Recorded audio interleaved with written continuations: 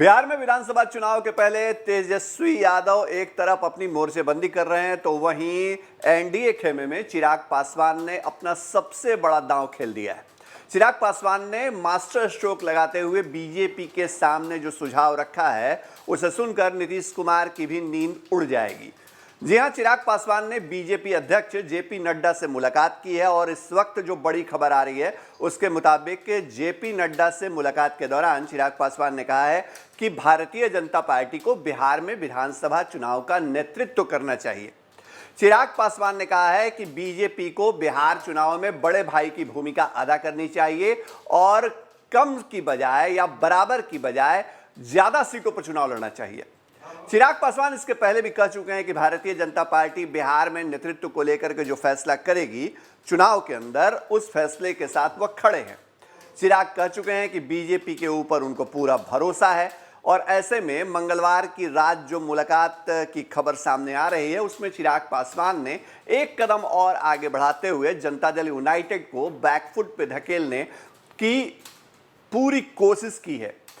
नीतीश कुमार के खिलाफ, जेडीयू के खिलाफ और बीजेपी के साथ इस रणनीति पर आगे बढ़ते हुए चिराग ने जो दांव खेला है उसमें अगर बीजेपी थोड़ी भी दिलचस्पी लेती है तो नीतीश कुमार के लिए मुश्किलें बढ़नी तय हैं। चिराग पासवान ने जब जेपी नड्डा से मुलाकात की है तो उसमें जो प्रधानमंत्री की तरफ से काम किए गए हैं बिहार चुनाव के पहले, बिहार को जो सौगात दी गई है, बिहार में जो नई योजनाओं की शुरुआत की गई है उसको लेकर के जो खुशी है वो जाहिर की है। साथ ही साथ 3 दिन पहले जो उन्होंने पत्र लिखा था प्रधानमंत्री को, उसकी बाबत भी उन्होंने नड्डा को बताया है। जेपी नड्डा से कहा है कि बिहार की जो राजनीतिक परिस्थिति है, चुनाव के पहले जो हालात हैं वहां पर, इसकी बाबत उन्होंने प्रधानमंत्री को विस्तार से बताया है। और हम आपको बता दें कि 3 दिन पहले जो पत्र लिखा चिराग पासवान ने, उस पत्र में ये कहा कि हम जो पार्टी की संसदीय बोर्ड की बैठक हुई थी, प्रदेश संसदीय बोर्ड की, और साथ ही साथ जो पार्टी के सांसदों के साथ मीटिंग में फीडबैक मिला उसके आधार पर मैंने प्रधानमंत्री को पत्र लिखा है। लेकिन अब चिराग के इस मास्टर स्ट्रोक का जेडीयू कैसे काट निकालती है, जेडीयू कैसे इसका तोड़ निकालता है, तो ये एक बहुत दिलचस्प पहलू है।